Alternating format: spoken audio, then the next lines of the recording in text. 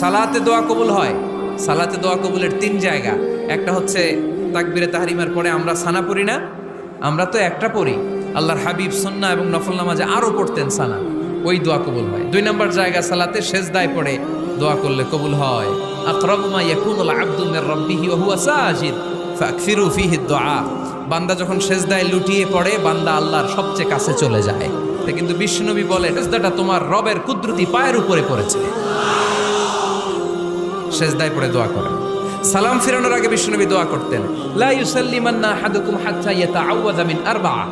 আল্লাহর হাবিব বললেন, 4 জিনিস থেকে পানাহ না আছে আমার কোন উম্মত যেন সালাম না ফিরায়। তারা যেন পড়ে, আল্লাহুম্মা ইন্নী আউযু বিকা মিন আযাবিল কবর, আউযু বিকা মিন আযাবি জাহান্নাম, আউযু বিকা মিন ফিতনাতিল মাহইয়া ওয়াল মামাত, আউযু বিকা মিন ফিতনাতিল মাসিহিদ দাজ্জাল।